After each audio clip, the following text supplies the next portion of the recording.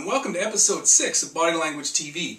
I'm your host, Don Corey, and today we're going to focus on our palms. But before we get started there, I want to preview the episodes that are coming up this week. Tomorrow, Tuesday, we're going to be talking about all those pink ties in Washington.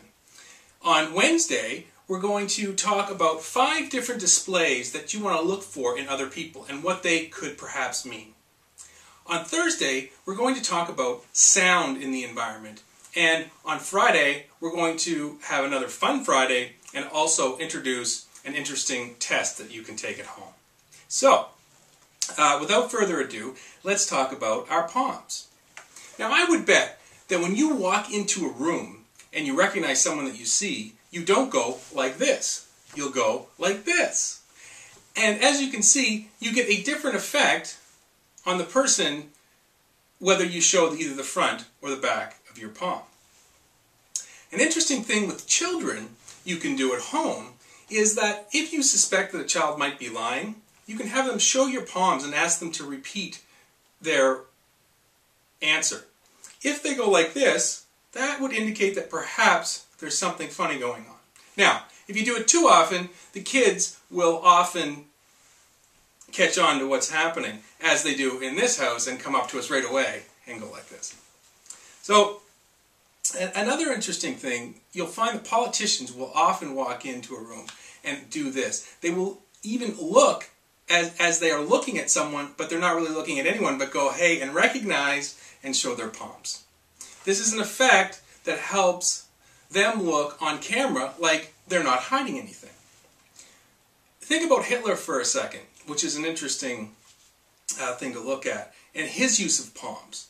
He would often come in and go, huh, which is very much a power play by having your palm down. If you come in and go like this, it's a much different feeling. Now, another thing is, if you notice, let's say you're at a networking event, and the person you're talking to actually has their hands in their pockets, chances are that they don't want to be in that conversation. Conversely, you might find yourself having your hands in your pockets and feeling funny, and that bit of self-awareness will let you know that perhaps you don't want to be in that situation. And lastly, one of the greatest researchers and lecturers in the body language world is a gentleman from Australia named Alan Pease. And Alan talks about, in one of his books, about a study that he did with people and lecturers. And what he found was that when people gave a lecture and their hands were primarily open during the lecture, they would get an 84% positive ratings from the participants. If they had their hands down and hiding their palms, it was a 52% positive rating.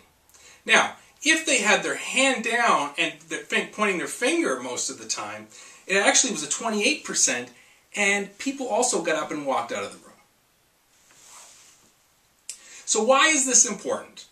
Well, it's important because understanding our palms helps us understand not only how we're reading other people, but how other people could read us when we walk into a room or when we're talking to someone. Because it not only affects our conscious mind, but our unconscious mind.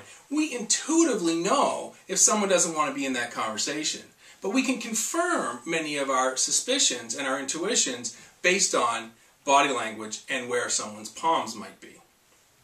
Now, in our next episode, we're going to talk about what's up with all these pink ties in Washington these days. So, please comment on this episode. Have a great day, and I look forward to seeing you tomorrow. Bye-bye.